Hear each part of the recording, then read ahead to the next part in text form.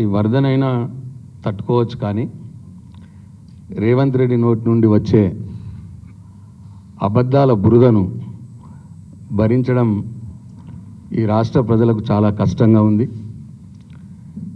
రేవంత్ రెడ్డి ముఖ్యమంత్రి స్థానంలో ఉండి కూడా రోజు మూర్ఖంగా మతి భ్రమించి మాట్లాడి తన పరువు తానే తీసుకుంటా ఉన్నాడు. రైతుల్ని నమ్మించి మోసం చేసి నిన్న రైతు సంబరాల పేరు మీద ఒక నాటకం ఆడినరు. ఆ నాటకంలో కూడా మళ్ళీ అదే అలవాటు కేసీఆర్ గారి మీద, హరీష్ రావు గారి మీద, కేటీఆర్ గారి మీద ఆ బురద మాటలు మాట్లాడు తప్పిస్తే, ఆ బురద మాటలు మాట్లాడి ఆయన సంస్కార లేమిని ప్రదర్శించుకున్నాడు తప్పిస్తే ఇంకోటి కాదు. ఇంతకుముందు నిరంజన్ నన్ను అన్నట్టు నీతో చర్చకు రావటానికి కేసీఆర్ గారు అవసరం లేదు. ఇక్కడ మేమందరం ఎవరో ఒక్కరైనా చాలు. ఆ మాటకు వస్తే మా పార్టీ సామాన్య కార్యకర్త కూడా నీకు సమాధానం చెప్పే శక్తి ఉన్నది. ఏం సాధించిరని చెప్పి నేను రైతు సంబరాలు చేసుకున్నారు. అసలు రైతును రాజు చేయాలనే ఉద్దేశంతో, పెట్టుబడి సాయం చేయాలనే ఉద్దేశంతో రైతు బంధు పథకాన్ని ప్రవేశపెట్టిందే కేసీఆర్. అసలు రైతు బంధు పథకమే లేకపోతే నీ రైతు భరోసా పథకం ఎక్కడుంటుండే? అయితే 11 విడతలుగా కేసీఆర్ గారు రైతు బంధు వేసినాడు. రైతులకు దాదాపు 80,000 కోట్ల రూపాయలు వేసినాడు.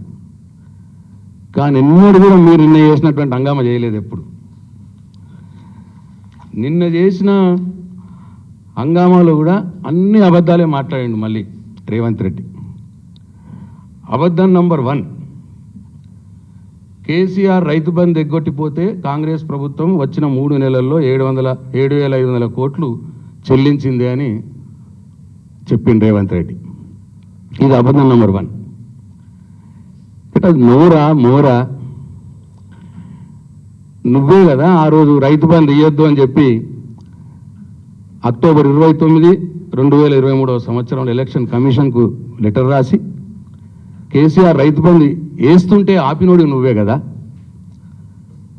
ఒక దిక్కేమో లెటర్ రాసి నువ్వే ఆపినవు, మళ్ళీ ఒక దిక్కేమో కేసీఆర్ రెడీ చేసి పెట్టిన డబ్బులు, రెడీ చేసిన డబ్బులు ఇవ్వబోతుంటే నువ్వే ఎలక్షన్ కమిషన్కి లెటర్ రాసి ఆపి, ఇంకో దిక్కేమో కేసీఆర్ ఎగ్గొట్టిండు అని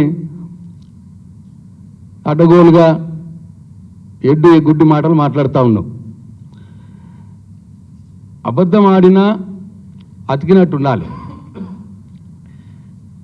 కేసీఆర్ రెడీ చేసి పెట్టిన డబ్బులు ఉండే,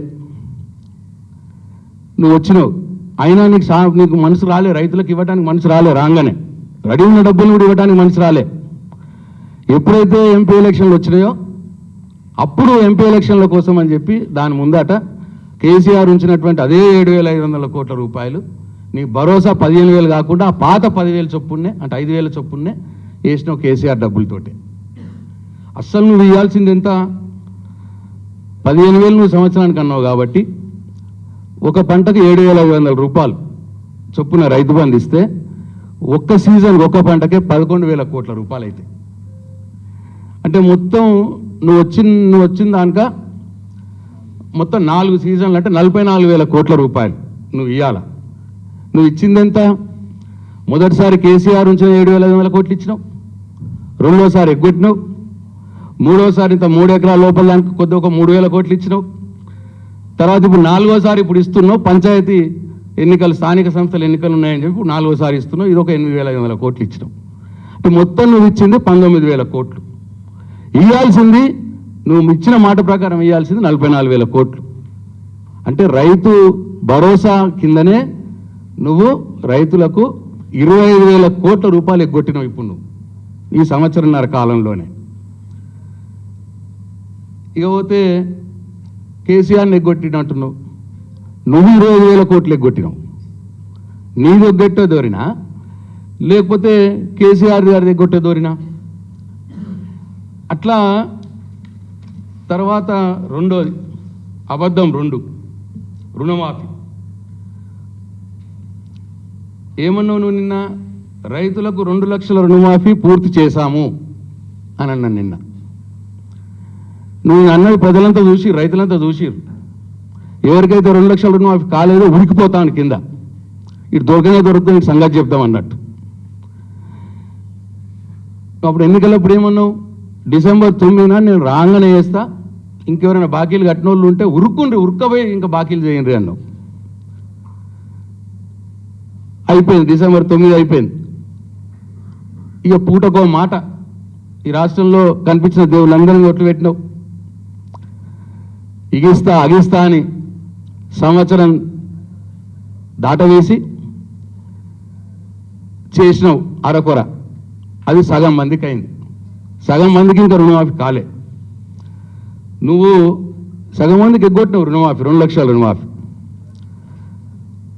నువ్వు చేయవలసినటువంటి రుణమాఫీ మొత్తం డబ్బులు 46,000 కోట్ల రూపాయలు. నువ్వు చేసింది 21,000 కోట్లు.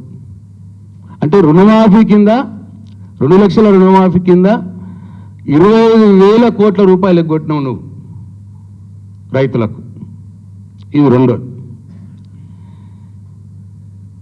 ఇక మా కేటీఆర్ గారు నీకు ఛాలెంజ్ చేసిండు. నువ్వు పొద్దుదాకిట రుణమాఫీ చేసినాం అంటున్నావు. అదే అబద్ధం. అదే ఆ కంపెనీ ఎవరితో అబద్ధాలు తప్ప రావు, వేరేదేం రాదు. పొద్దుదాకా అంటున్నావు కాబట్టి మా కేటీఆర్ గారు ఛాలెంజ్ చేశారు. కాలేదు రుణమాఫీ, ఇంకా సగం మందికి కూడా కాలేదు. నువ్వు మొత్తం అయిందని నువ్వు అంటున్నావు. నువ్వు ఏ గ్రామం అని ఎంచుకో ఆ గ్రామంలోకి పోయి అడుగుదాం రైతుల్ని. మొత్తం అయింది అంటే నేను రాజకీయ సన్యాసం చేస్తా అని కేటీఆర్ అన్నాడు. పోనీ ఏ గ్రామంలో పోదామంటే నీకు భయం అవుతుందేమో రైతులు కొడతారని. నీ సంతూరు కొండారెడ్డిపల్లికే పోదాం, అదే ఊర్లో అడుగుదాం. ఆ ఊర్లో కూడా అందరు రైతులు మాకు రుణమాఫీ జరిగింది అని చెప్తే నేను రాజకీయ సన్యాసం తీసుకుంటా, నువ్వు నీ ముఖ్యమంత్రి పదవికి రాజీనామా చేస్తావని ఛాలెంజ్ చేసిండు కేటీఆర్. ఇప్పటికి కూడా ఆ ఛాలెంజ్కి సపోర్ట్ చేయడు. మొన్నగాడు మళ్ళీ కేసీఆర్ రావాలన్నట్టు నాకు. కేటీఆర్ చేసే ఛాలెంజ్కే సపోర్ట్ లేదు, దానికి నీకు కేసీఆర్ రావాలి.